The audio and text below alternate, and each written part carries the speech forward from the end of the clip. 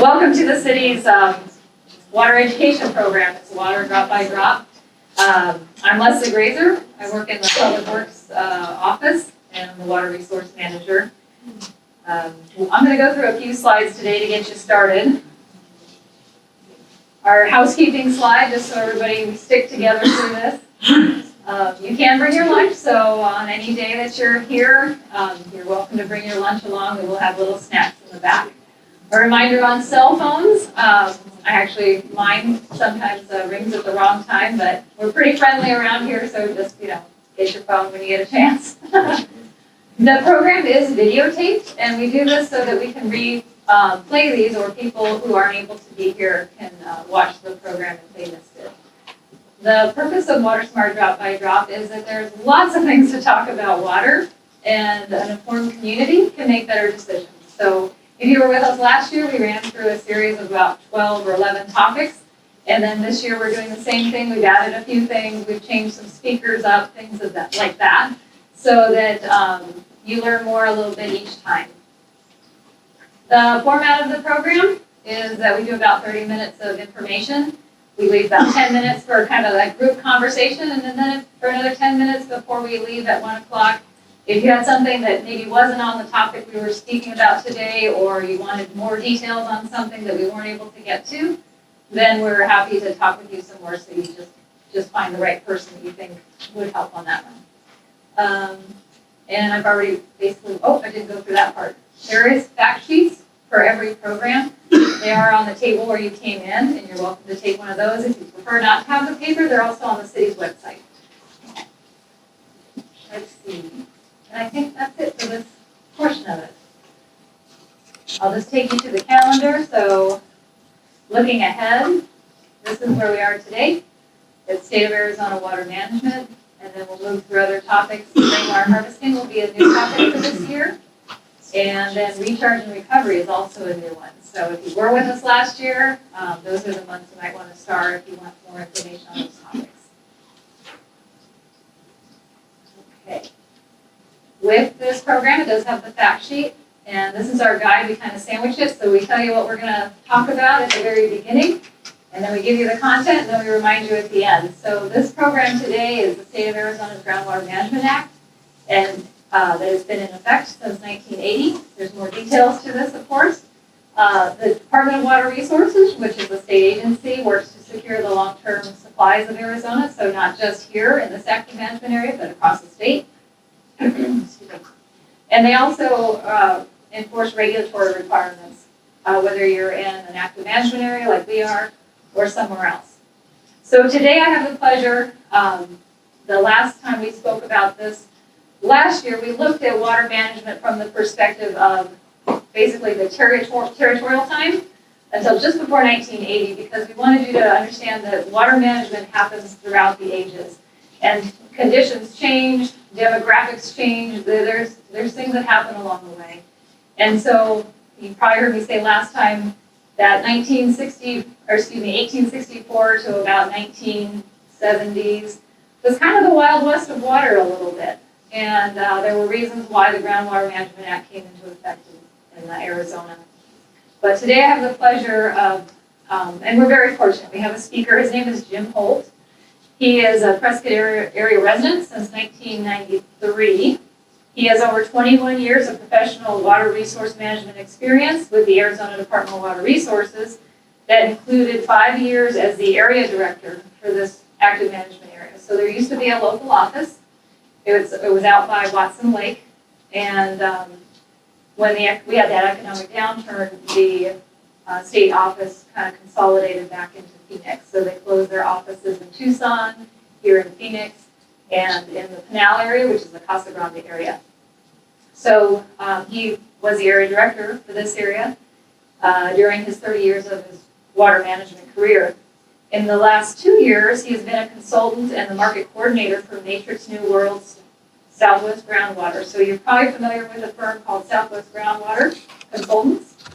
They were acquired by Matrix New World. So it's the same friendly faces we've had in this area, the same company that we've known in the past. So he assists clients with water resource planning, water management, regulatory compliance, public relations, and marketing. So I'd like to introduce Jim Holt and thank him very much. We can give him a round of applause now because like a lot of you, we have a lot of experience in this area, and it's really, we're very fortunate to have him join us today. So Thank you, I'll pass over to you. Thank you very much. Thank you. Good morning. How is everybody today? I recognize a lot of faces here. It's nice to see you. Leslie asked me if I would give a presentation on Department of Water Resources and water management from the state's perspective. My presentation will only be about an hour and 45 minutes, maybe 2 hours. So now we'll try to go through this very quickly. We'll try not to do a lot of detail. It's easy to get lost in the weeds in a lot of this. It's certainly not my intention to have that happen to us today. So again, thank you all very much for having me here. I appreciate it, and I'm happy to be here to help. 1980 was an important period of time for the state of Arizona. One thing that was occurring during this period of time was an interest on the part of the state to build infrastructure to import surface water from the Colorado River into the central Arizona basins. The federal government was at this time getting close to approving construction funds for Central Arizona project, but the federal government also had some reluctance about funding such a large water importation project in the middle of the desert if the state and local governments were not adequately protecting their groundwater supplies. So there was a little bit of a squeeze or a threat that was put on the state that the federal government was suggesting that we're not too interested in doing this big surface water project unless you can convince us that you're going to actively and aggressively manage and conserve your groundwater supplies. So the 1980 Groundwater Management Act was in fact that effort to demonstrate leadership and that the state was willing and capable of administering its water supplies. So the picture down on the bottom is kind of an interesting one. I recognize some of those individuals. Sitting at the table, though, is Bruce Babbitt. And it was Bruce Babbitt that brought all these interests together to do the 1980 Groundwater Management Act. Department of Water Resources was established as a part of the 1980 Groundwater Management Act to manage water supplies. But the water quality management programs were housed with the Arizona Department of Environmental Quality. One of the major aspects of the 1980 Groundwater Management Act was the designation of active management areas. Active management areas are also groundwater basins. A groundwater basin hydrologically can be viewed as something like bowls of water underneath the surface of the ground. Water contained within one groundwater basin is determined to be hydrologically separate from groundwater that's contained within adjoining basins. So they're discrete bodies of water below the surface of the ground. There are 5 of these groundwater basins that were designated as active management areas. These are areas of the state where either our populations are most concentrated and or our demand for water, particularly groundwater, is the highest.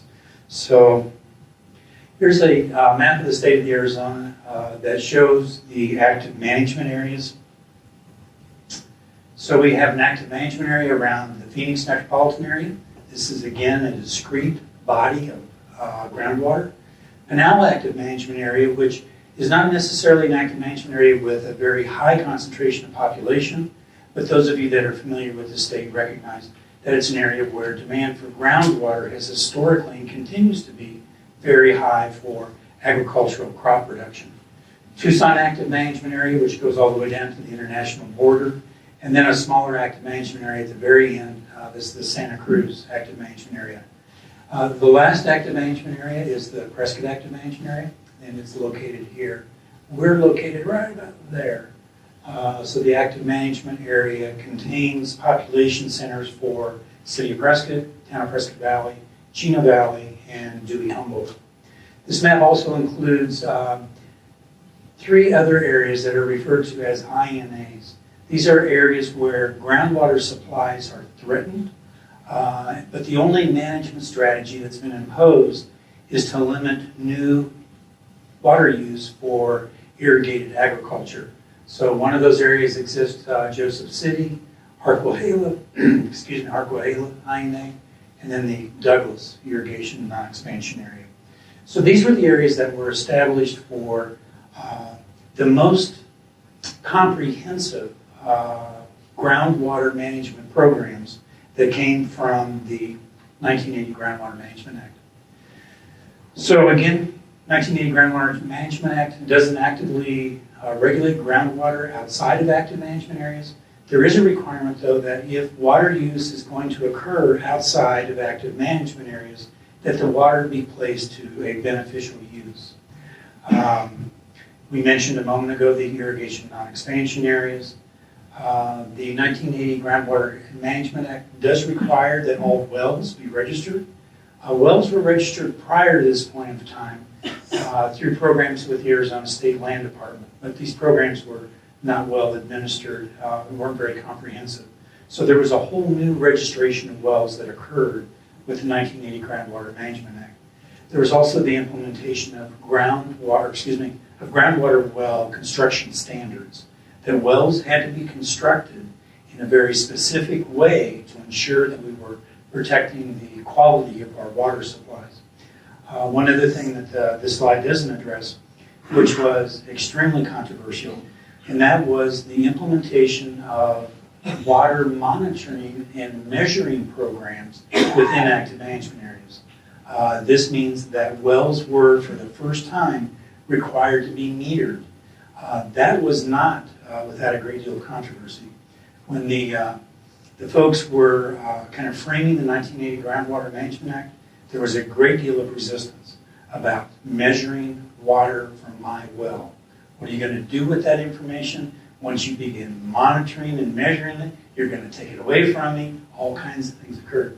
But they persevered, and they actually made that a provision of the 1980 Groundwater Management Act. Notice that UMA is not on there. It's not. And why do you think that would be? Or agriculture. Agriculture, and also what is their supply of water? Some of it's from the river. Almost, yeah, a lot of it is from the river. And what isn't diverted at the surface of the ground is probably river water that is subflow, but below the surface of the ground. So yeah, that's not to say that there aren't water management issues along the Colorado River. There certainly are. But yeah, we were pretty much concentrating this presentation on water management for groundwater. So the Department of Water Resources is a steward of future long-term water supplies for the citizens of the state of Arizona. In that it is the primary purpose of the department to protect water supplies for future generations. So it's economic development, and it's also providing water for future generations to be able to live, recreate, and be part of the community. There are a number of values that the department uses to implement their programs, such as highest standards and technical expertise, integrity, empowering employees to be problem solvers, being vigilant in protecting water rights and supplies, and that's water rights not only within state but outside of the state, and leadership and collaboration. With my 21 years with the Department of Water Resources, I had, I think, a very enjoyable, very positive, very educational career with the department. One of the things also that the Department of Water Resources has been a very strong supporter of is additional educational opportunities for employees. The Department of Water Resources partnered with the Arizona Department of Administration and Arizona State University to further certified public manager education. In fact, I had the opportunity to become certified as a certified public manager through the Department of Water Resources. But the thing I think that's important to remember is that there's been a great deal of growth with the Department of Water Resources. When I started with the department in early 1981, there were maybe 35 employees in the entire agency. The director and some of his staff and a few Indians, but not an awful lot of workers. When I left the agency 21 years later, there were probably 235 employees. So a great deal of growth. But they attracted, I think, some of the highest quality, some of the smartest individuals in the state to begin to implement some of these programs. The number of programs that the department administers, as you can imagine, is very large. And we're not going to talk about all of these, but there are a couple of them I think are important. Of course, we talked about active management areas. Another very important topic is general stream adjudications. I bet a lot of you have probably heard of adjudications. That's an attempt of the state to try to quantify and prioritize water users within specific watersheds. So if you would imagine, for example, a course of a river, and the very first guy that got there to use any of that water supply is located somewhere in the middle of that stream, that length of stream, and he's using the water for agricultural purposes.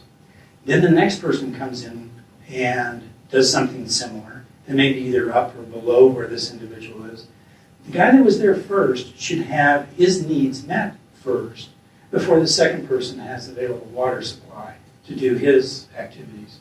And if you multiply that times 10, times 10, times 10, you quickly can understand what a conundrum that becomes to resolve in trying to prioritize literally thousands or tens of thousands, or in fact, hundreds of thousands of water users throughout a long stretch of river within a water basin, a watershed.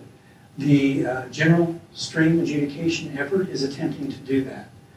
They've been working on it since 1980, and they've issued some preliminary reports and some draft reports. But there are some real big issues there that are difficult to resolve, particularly the differentiation between surface water and groundwater. So that's an important one. Assured and adequate water supplies dictate how water is made available for future subdivision growth.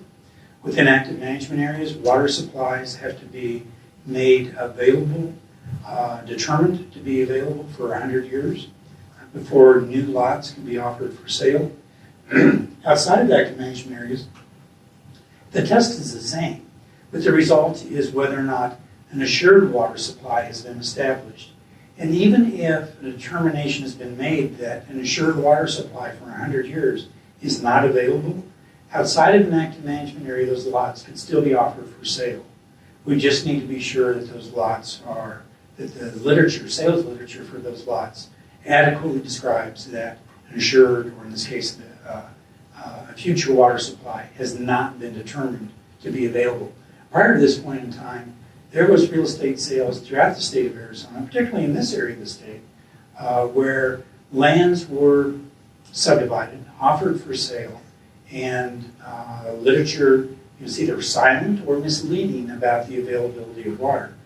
So that's been a very big consumer protection aspect of the Department of Water Resources. A couple more of these that I think are extremely important. Whoops, wrong button. We'll go back here. Doing some drought management and planning for drought. This is also connected to issues along the Colorado River and drought throughout a particular region as opposed to an area of the state. The Department of Water Resources has a very robust hydrology department, as you might imagine. The department issues very high quality reports. They're carefully analyzed and vetted and reviewed. And I don't think that there's probably a better hydrology division with any state government anywhere that's any better than the Department of Water Resources. Recharge. That's an extremely important aspect of water management as well. The department permits recharge facilities and strategies to recharge aquifers, whether or not those aquifers are being recharged with surface water or effluent that's been treated to drinking water quality standards. A lot of Colorado River water, in fact, gets imported through the CAP to central Arizona for the purpose of long-term storage beneath the surface of the ground. That whole topic is what is referred to as water banking.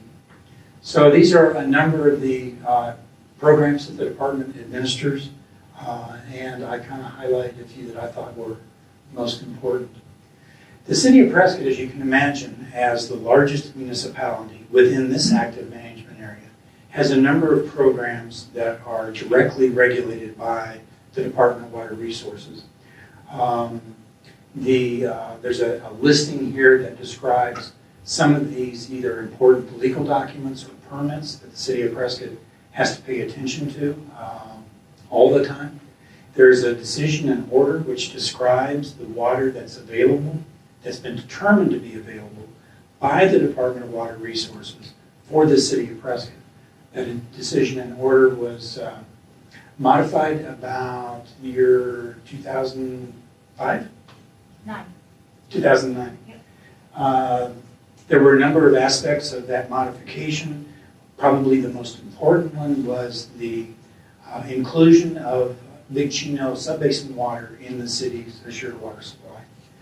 Aquifer storage and recovery facility out by the airport has a number of permits associated with it in terms of how it's operated, what kind of reporting requirements are in place. The city also owns a number of pieces of land that have irrigation grandfather rights.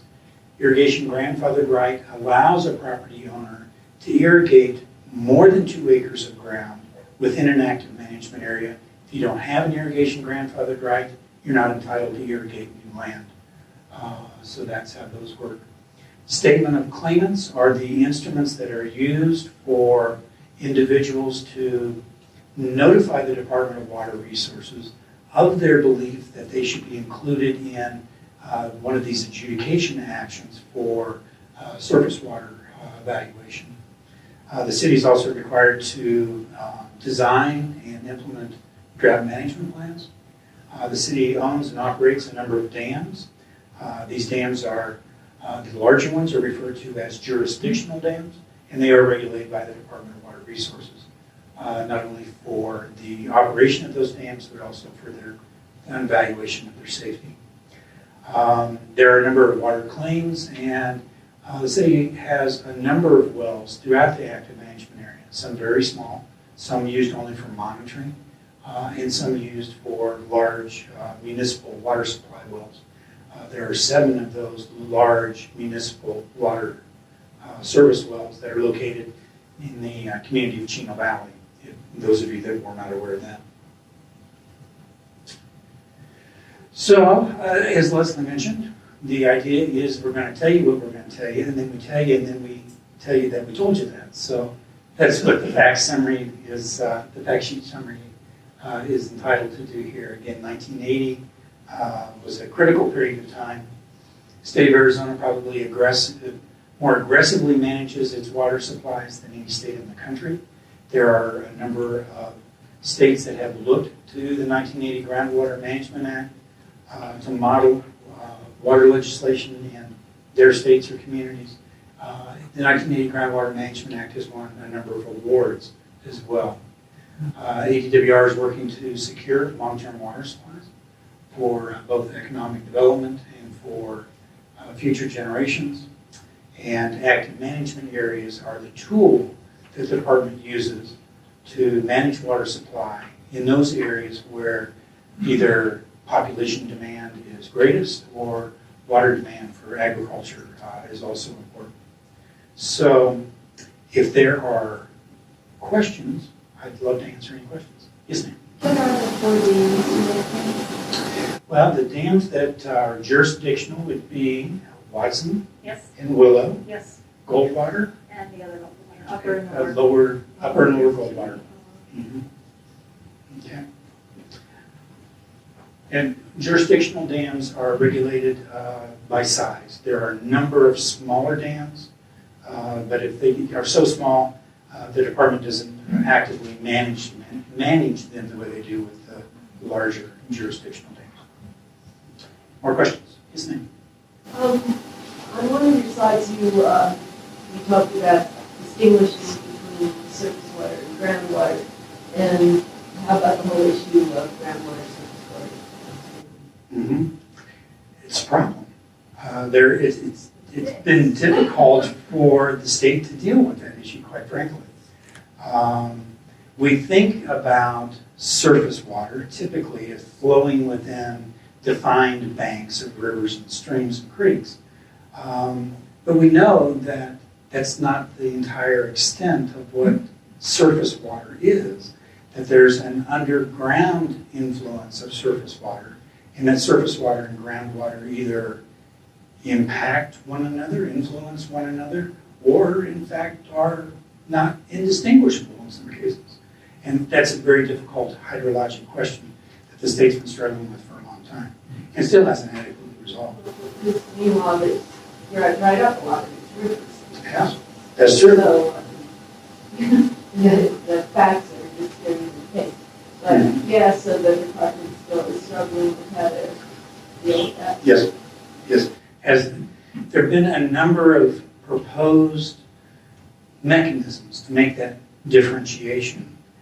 They've gone to courts, and judges, in fact, have said, with the help of hydrologists arguing different points of view, that one particular scheme can't be implemented for a number of different reasons. But yeah, sometimes it's judges and not hydrologists that make some of these determinations. So that's kind of tough. Back here first, and then I'll get you. My question is in tradition of Herb Gunther, who I think you've heard of. Oh yeah, I worked for Herb Gunther. This is so complex but yet so simple. The conflict between geology, hydrology, and political. The political side seldom ever hear mentioned. Within the department, your department, one of the tenets is empowerment. Those people that really know the facts, or as best as science can determine those, would maybe say, simpler solution would be limiting or stopping housing development growth. That moves it over into the political side. Of those two sides, which do you see presently has sway within the department? Good ideas, good solutions, but yet this is a political concept that people are terrified of. Herb Gunther probably said it back in 2002, the best I've ever heard it.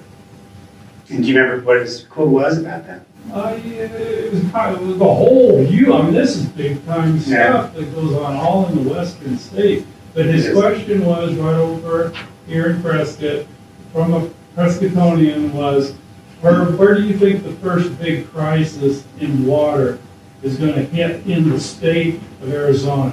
Prescott, Arizona, was his answer. Yeah.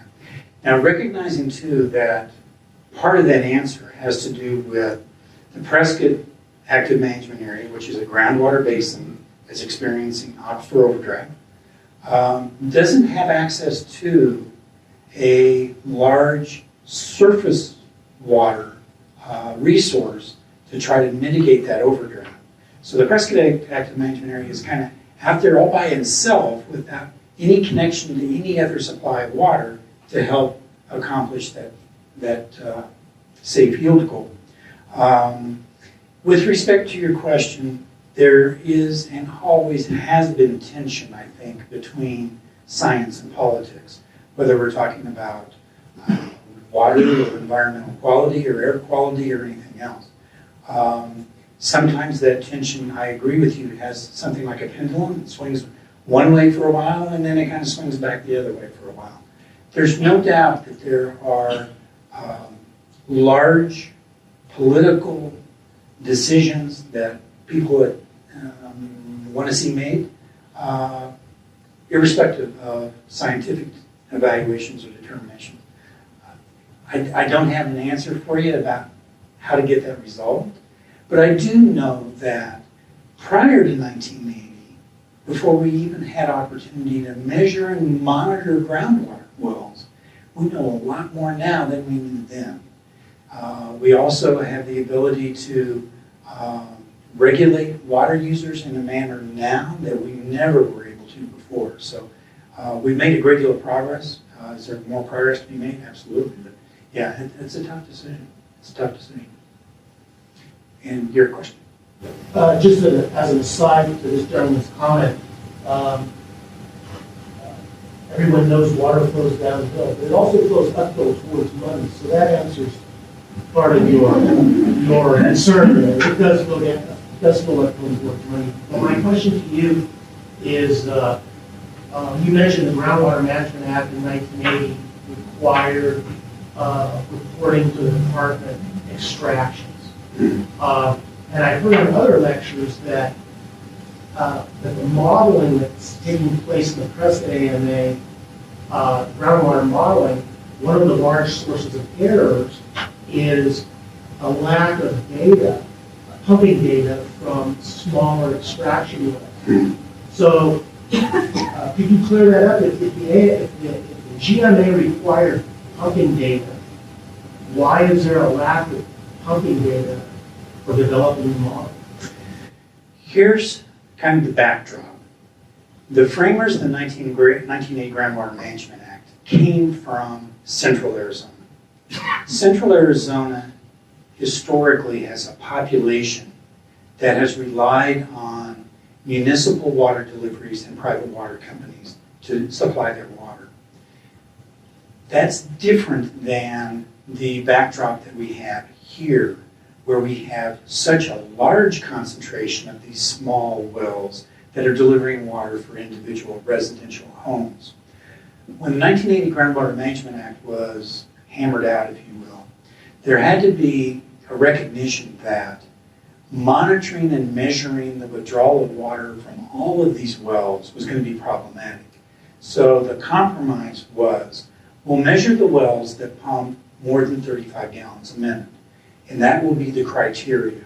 An exempt well is one that produces less than 35 gallons a minute.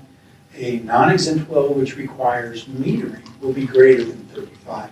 So that decision made sense for Central Arizona because there wasn't nearly the concentration of these small wells that we have here. The concentration of small wells here, in fact, make exempt wells, if you added them all together, probably the second largest water provider in the AMA. It is huge, and it is a little bit of an issue. Now, you can certainly take the idea that not only are they restricted in terms of the flow rate, but they're also restricted in the annual amount of withdrawal, but nobody measures them. So they say an exempt well, 35 gallons a minute or less, and 10 acre-feet a year, no more. But nobody measured that, and nobody knows that that's exactly what happens or not. Every time the state and or local municipalities have suggested that we really need to get a better handle on this and start metering some of these wells, even on a voluntary basis, there's still a lot of backlash. People don't want to do it. And again, I think it's the same kind of backlash that we experienced when we talked about metering wells for the very first time in 1980. So yes, our understanding about that amount of water is based on assumptions and how much water that on average these wells use. We know how many they are, we know where they're located, but yeah, we don't have any actual withdrawals. Might we move in that direction someday? Maybe. But yeah, it would take pretty strong political will, I think, to implement that kind of program. But yeah, it's an issue. Yes? It occurred to me the other day that this is actually the 20th anniversary of the Prescott AMA being declared out of state field. And I got out the declaration, which I just started to try to read. And at the time, the overdraft was at about 6,100 acre-feet. Well, in the past 20 years, the overdraft has tripled, I think, if I'm correct. One of the problems at the time of the declaration was the Great Flat Rush, which about 30, I think it was 32,000 lots were grandfathered. That's right. A lot of those lots were grandfathered in Prescott Valley. Do you happen to know how many unbuilt lots are Left. in well, altogether, I guess, but especially in Prescott Valley, which is, operates under different rules? Yeah, there was a bit of an unfortunate period of time. As you may recall, the state implemented the assured water supply rules for all the active management areas at the same time. And there was a little bit of hydrologic uncertainty about the Prescott active management area. There were some springs that hadn't flowed at all for a long period of time. They were beginning to flow at the time that the assured water supply rules were implemented. There were in fact some observations of rising or stable water levels, groundwater levels.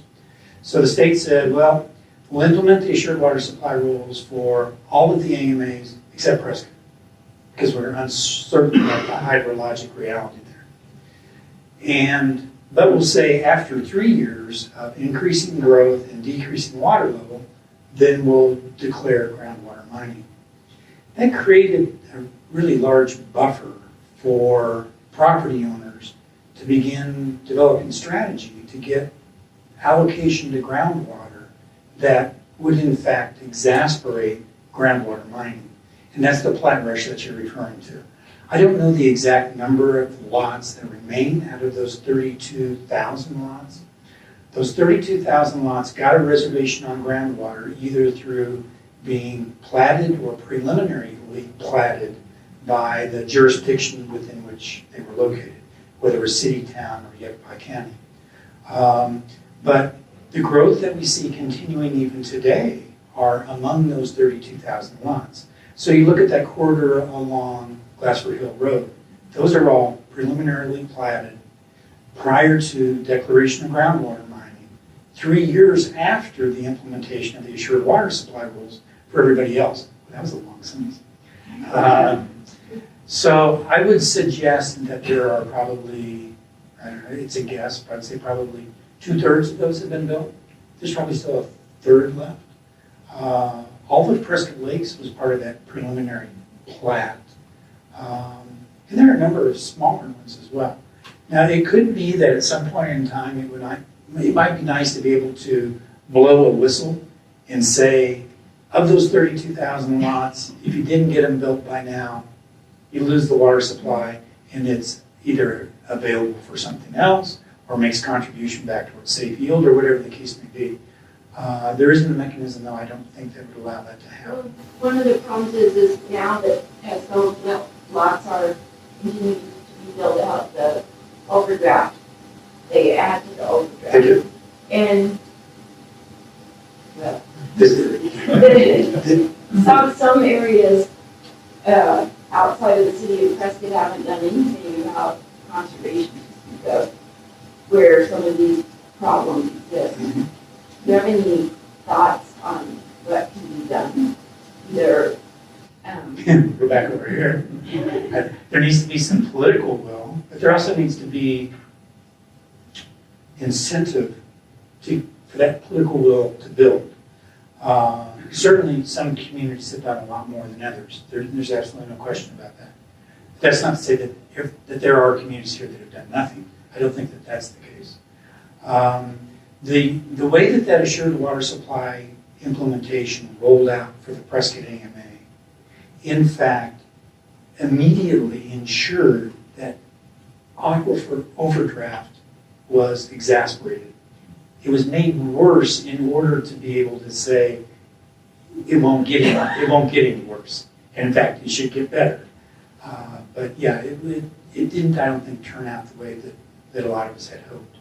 But it's what we ended up with. And if we look back to prior to 1980, it's better than where we were then. So does that mean that all the work's been done? No, there's still a lot left to do. So I think there was another question here. Yes, sir. DWR's budget and staffing have cut really drastically. Yes. In 2008, I think. Mm-hmm. Has that been restored? Leslie probably helped me. Now, Leslie is also I was going to say a refugee of the Department of Water Resources. That's probably not right. A veteran of the Department of Water Resources. Those cuts have been restored, but I don't think their budget has ever gotten back to where it was at that point in time. But yeah, I would say probably 2/3 of those budget cuts have been restored. So they're doing better than they were, but they haven't gotten back to where they were originally.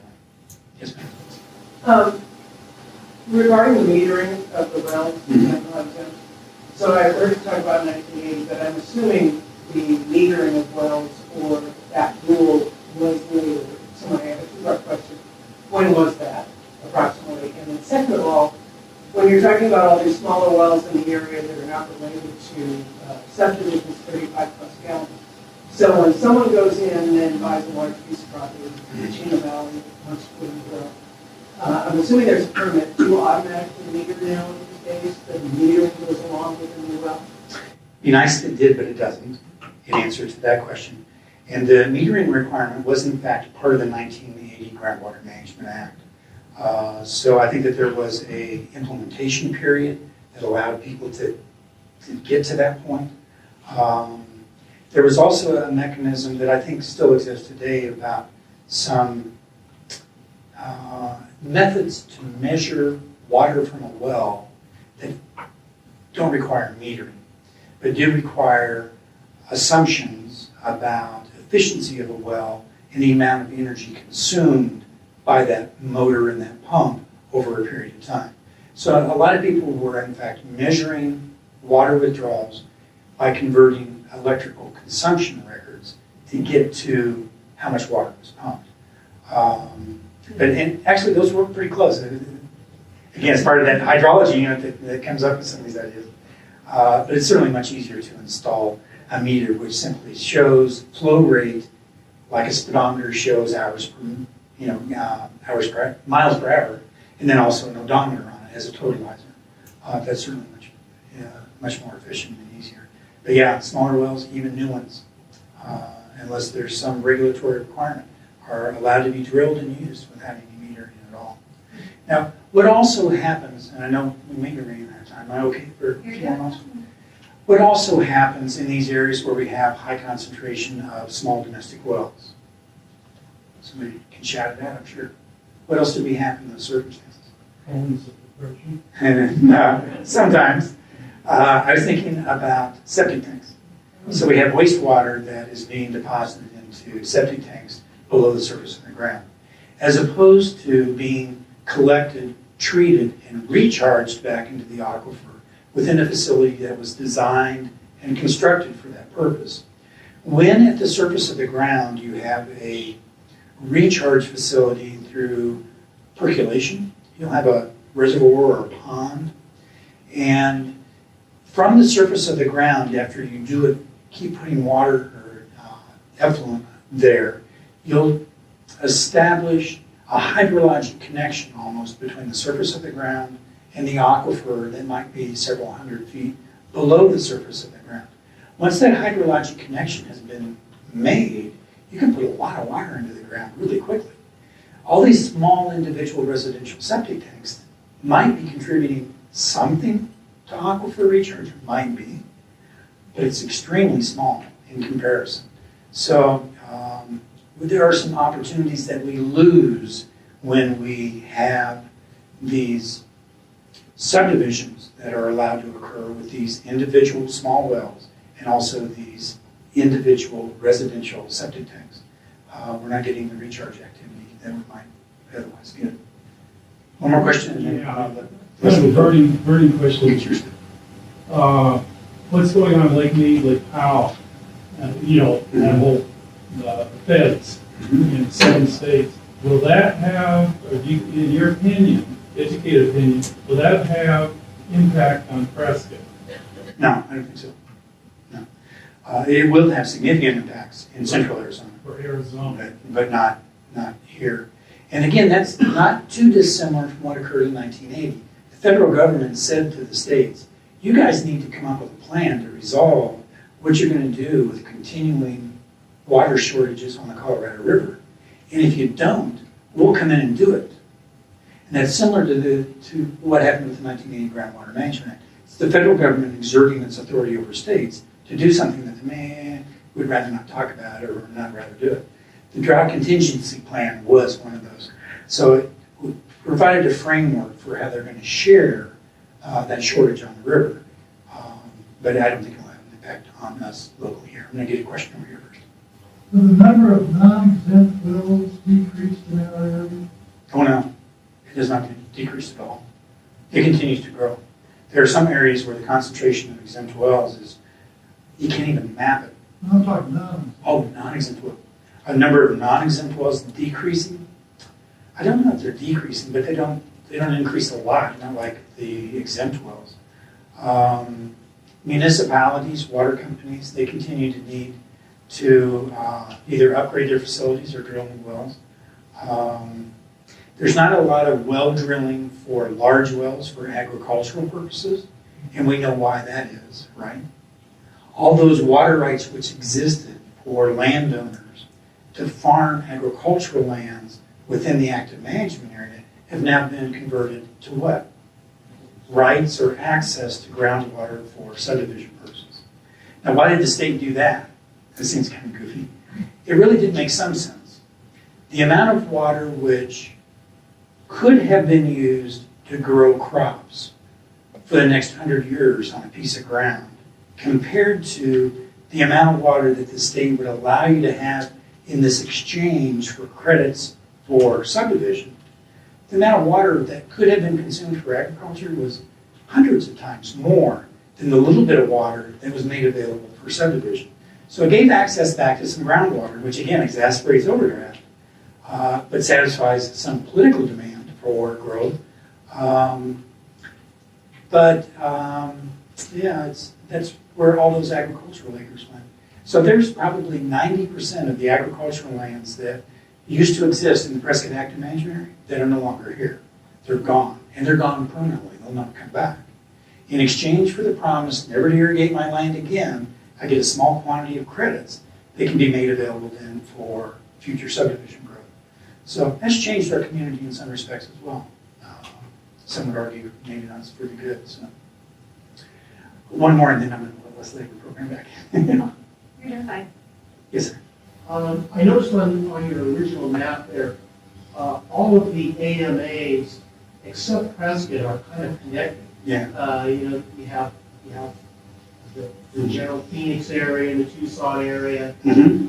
and I guess the Pinal area. Yes. And then Prescott's off by itself. Yeah. Prescott doesn't have access to any CAP water. There are no imports in. Why would the state carve that out to satisfy the feds when the feds don't even care about something that doesn't have CAP access? At the time in 1980, there was the recognition that in fact aquifer overdraft was occurring in this groundwater basin all that way back. So that's why. Solution is going to be different, and the solution is likely going to include development of transportation and development of groundwater from up here in the Big Chino subbasin. Now, the state did recognize that the Prescott AMA sitting out there all by itself, unconnected to any federally subsidized water importation project, but we will give you access to Big Chino groundwater. Now, that's obviously not without its own problems, but there is a legislative exemption for the Prescott Active Management Area to obtain water from a groundwater basin next door. What's significant about that is there is also a state statute which prevents the transportation of groundwater across groundwater basin boundaries. So what it said was, we won't let you transport all this water back and forth across these groundwater basins except Prescott to get water out of the Big Chino. So that exemption was written into state statute specifically in recognition of the fact that the AMA had no connection to any other federally subsidized or even unfederally subsidized water importation. I notice there's nothing in the Flagstaff area, there's no AMA. Can you just briefly say what their source is? Are they in overdraft? Because Flagstaff actually has a higher population than Prescott. Yeah, it does have higher population. Their access to groundwater is from very deep wells. And the groundwater basin there is large. Don't know, are they in aquifer overdraft? People have looked at that question, and I'm sure that depending on your perspective, you might come up with some different answers. Flagstaff actually has gone outside of its boundaries into an adjoining groundwater basin to develop a supply of water for future importation purposes. So apparently the municipality of Flagstaff is concerned about that issue as well. So Good. I'm going to let Leslie have her program back. I really appreciate the opportunity to come and chat with you. And,